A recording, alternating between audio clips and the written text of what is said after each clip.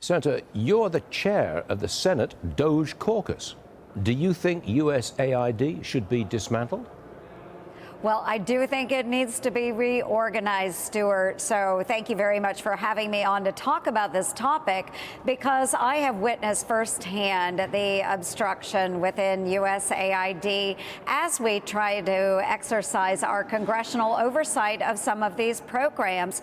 We know that there are dollars that are wasted, that have gone into the pockets of fat cats around the globe without the humanitarian aid being delivered.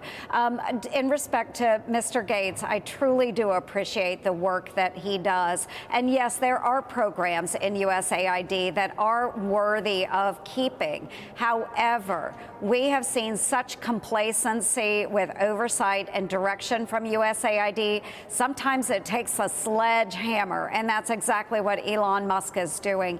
He is going in, he is dismantling it.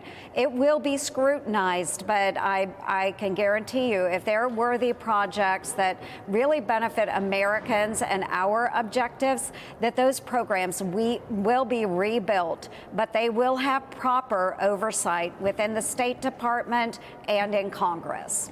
Well, let's move on to the headline-making story of the day and maybe the week. President Trump wants to take over the Gaza Strip and rebuild it. Watch this again, please. The U.S. will take over the Gaza Strip, and we will do a job with it, too.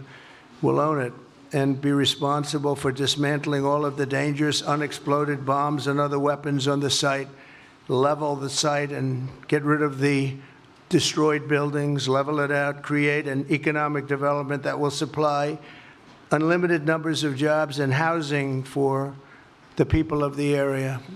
Do a real job, do something different. Just can't go back. If you go back, it's going to end up the same way it has for 100 years. Obviously, there are numerous questions. I mean, who's going to pay for this? How do you get? What happens to the Palestinians? Who gets them out? But one thing you got to say, it's the only plan on the table. Nobody else has got anything. Right, Stuart. Well, if you listen to the president, first, he's being very pragmatic because there are issues in Gaza right now. We know that we need to make sure that the terrorists are reoccupying the area. We need to make sure that the tunnels are done away with and caches of weapons are being destroyed. So he is being very pragmatic in that we need to protect any population that moves back into Gaza. But then secondly, he is also being very visionary.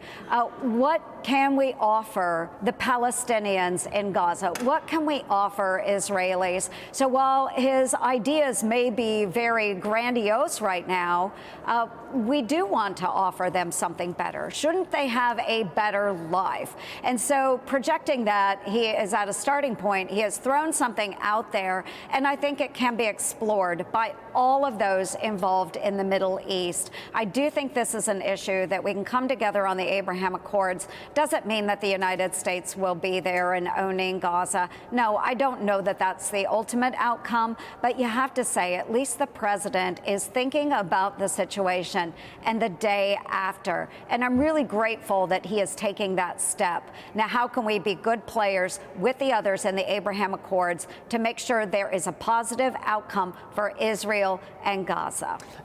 Senator, I'm sure you saw this, but President Trump has signed an executive order withdrawing from the UN Human Rights Council and banning future funding for the UN Relief Agency in Gaza. You okay with that? I am okay with it, Stuart.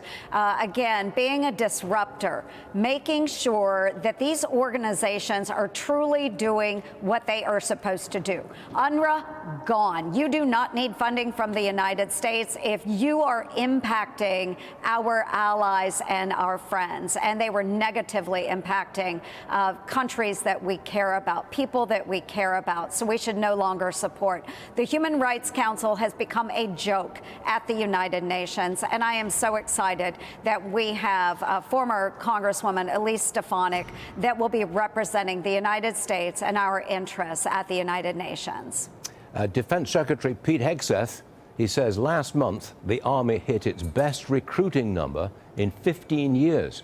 I'm familiar with your service record. You're a combat veteran, and you do now serve on the Senate Armed Services Committee. Has Trump's presidency made a difference for recruitment?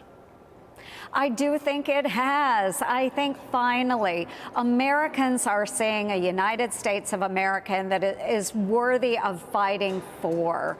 And that's something that our young people need to hear from their commander-in-chief, is that we believe in our country and our values and the freedoms that we hold so dear. You never heard that coming from President Biden or those representing him in the Department of Defense. So, yes, young men and women are excited about the opportunity to give back to this incredible nation. I am working on the SERVE Act, which hopefully will be part of the NDAA, which will continue to encourage recruitment into our service branches. You really are encouraged by the first 15, 16 days of the Trump administration, I can tell. I think you're happy with what you see. Stuart, I am overjoyed. I am overjoyed at the opportunity being presented to Americans now. And again, Americans can truly believe that our future is going to be better and brighter under this new administration and this new Congress. It's great having you on the show. Thank you very much, Thank Senator. you, Stuart. Always a pleasure. See you again soon. Thank you.